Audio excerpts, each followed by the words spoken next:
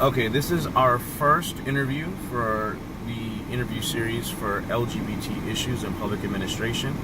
We have this gentleman here. He's going to be our first subject, and we'll go ahead and start with him right now.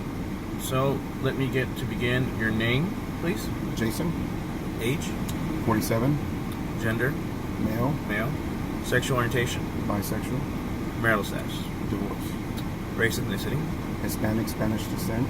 and educational background. I have a bachelor's degree and currently working on I have an associate's degree, currently working on a bachelor's. Okay, great. And what part of the government do you or have you worked for, and for how long? I worked for the United States Navy from 1991 to 2011 for 20 years. Okay. And what is the most common issue regarding LGBT that you have seen in the military when you were in? Main one, of course, the most popular one would be the Don't Ask, Don't Tell policy that was implemented prior of my enlistment. So it was a big major issue for homosexuals, bisexuals in the military. Don't ask, don't tell. Okay. And did you see this then as dangerous or problematic, or could it become one? At the time, I didn't see it as a major problem, but I did see it as an issue because I felt the military was discriminating against people's way of life, their sexual preference, and I just felt that they were just trying to keep those individuals away from their current environment. So I did think it was an issue, but as far as it being a problem later on, it probably would have if policies hadn't changed. Okay. So next question is pretty much follow-up of expand. Now before I ask you to answer that one, when I say expand, I would ask you, since things have changed now as far as the policies in the military, even though policy is more open now, do you think it makes a difference to where even if the policy is open, that the actors, administrators, the officers, and those that make the policy, that they may not put their most genuine effort to enforce it, even though the policy is open? So they can say, hey, well, we're okay with it. We'll put on paper we're okay with it, but when it comes down to it, we're going to do the same, treat them the same as we did before, with the same indifference or non-acceptance. I think originally when they did implement that open policy about homosexuals in the military, I'm thinking since it's new to them, they probably did have an issue in trying to adjust how to deal with this situation. But now, 2019, I think it's more widely accepted, so I don't think they have a different agenda, because once it's a policy or a law in the military, they're very strict about following and abiding rules. Now, there are certain individuals that break rules, but it's an individual's preference, I guess. But for the most part, I think they follow up on they're pretty strict with their rules, their laws that they try to govern in the military. Mm-hmm. So do you think, versus other types of jobs that are not government, that your sexual preference would actually affect your job? I think that's less severe, because I think since it's a government job in the military, that they would look, you're more on the light. So a non-government job, it's like, say, school teacher or construction worker or whatever, doctor, even a lawyer, I don't think it's a big issue like it was in the military, because they've always had those individuals in those fields. In the military, it just wasn't accepted yet, and I think that's why it's an issue now. It's in the media, it's in current issue as far as the homosexuals being in the military. LGBTQ communities are fighting back for their rights, because human rights, and they want to serve our country. Why not let them? So do you think that Don't Ask, Don't Tell would infringe on human rights because the person can't be who they are?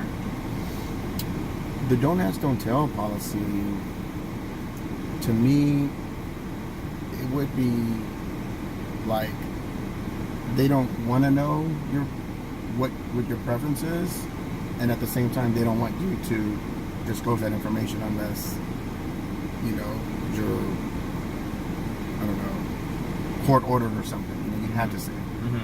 Other than that, I don't think it would affect your performance in the military. But if it becomes an issue, then I don't know, maybe they may have to record, document something about that. But because wouldn't a person in general feel uncomfortable if they were not around their peers? As humans, we're creatures of habit. So yeah, we like to hang around people or fraternize with people that are like us. So we get along and have more things in common. But if you're in an environment where it's hostile against what you are, then yeah, it would create more problems. I could see that being a problem if it was more hostile. Because it's kind of, maybe the reason why I'm asking this one, it kind of could feel repressed because maybe you at that time, it didn't bother you, but did you notice anyone else, any of your cohorts in that time that it was a big deal to them and don't ask, don't tell? For me, no, because But others? Others, I did see a couple on different commands that it raised an issue with them because a policy was put in place, and according to the military, that individual broke that policy, so they would have to be investigated, court-martialed, or captain's mass, or whatever. But I never really broke any policies according to that, that because I knew that this is the government. I didn't want to mess around with that. What if somebody was already a known homosexual before the don't ask, don't tell? How did that work? That would actually have to be before I went in, and I'm sure that has happened because I've seen pictures of old photos and people in the military, but I guess it was just not open.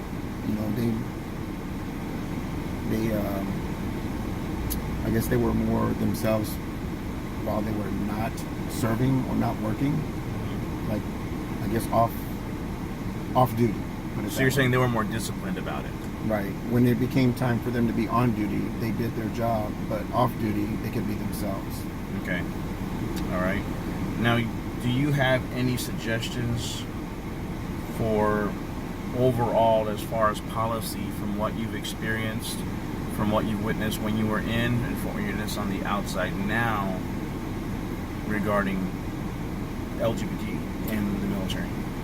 I think they're taking a step in the right direction, the military, by not asking if you are homosexual, bisexual, or whatever, because I feel that information is not really going to be utilized. Because if you're being hired for a job and you have the capabilities and the credentials to do it, I don't think your sexual preference or your lifestyle that's off duty should be considered for that job. You know what I'm saying? It's if you're qualified enough to do the job, male or female, gay or bisexual or straight, then that individual should be in that position, fair and square. Okay. All right, this is the last question. It's kind of like a bonus question.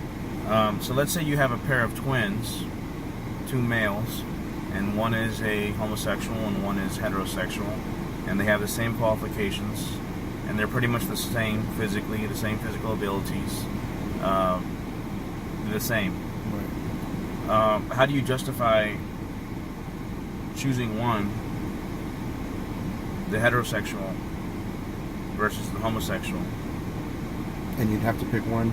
Yeah, well, how do you justify the military choosing the heterosexual over the homosexual when everything else is exactly the same? I wouldn't decide based on that. I would have a competition or something to compete for that position. But the competition is over, though. Okay. So the only X factor is you can only hire one. You can only hire one, and the heterosexual is the one that's chosen. How do you justify that instead of the homosexual? Well, I think from the beginning, I wouldn't want to know who is heterosexual and who is gay, because that would affect my decision. Mm-hmm. Or I think I would, but I prefer not to know, because it would be an honest decision on who I would choose. But if I did know, then I would still make an honest decision. I would not base it on who was homosexual and who was straight, because, again, this is the military, and they want to hire or enlist people that can do the job, the best of the best, is what I'm saying. And so one little thing can throw you off. It's like when you apply for a job at a business or a corporation and you have 2 resumes, who do you hire? You want to hire the best person for the position. And I think that's how it should be in the military as well. I'm not saying it is or it isn't, but that's how I would do it. And I wouldn't base it upon their sexual preference. And that has nothing to do with... So you would just go by personality then? Personality, again... Because that's the last thing you have left over. Right. I mean, what is more fair? Is it more fair to go by sexual preference or personality when everything else is dead even? Well, if you want to go by personality and that's a last deal breaker, then I would decide where this person's going to be. Is this person going to be up front, like a people person? Is it going to be like a HR person? Is it going to be behind the scenes? If it's going to be a person up in the front, I would pick the most more personable person. If the straight person had an attitude but was more qualified, and the homosexual person had a better attitude and was a little less qualified, I would hire the homosexual, because the attitude, I don't have to work with that. I can train him to come up to par. Okay. And if I hire the straight person with a bad attitude, I'd have to deal with that, but yet get the job done, but yet have to deal with his attitude with customers and whomever. So I feel it'd be less of a headache to deal with the person who has a more personable skill, like more people skills. Okay. And if that person happens to be homosexual, then I feel like I've made the right decision, because I'm putting a person who is highly qualified in that position. All right. That question is important overall, because that does happen. Yeah, I'm sure it does. And in every job, not just administration. Right. All right. Thank you very much, Jason. I appreciate it. Thank you. Appreciate it. And that's the end.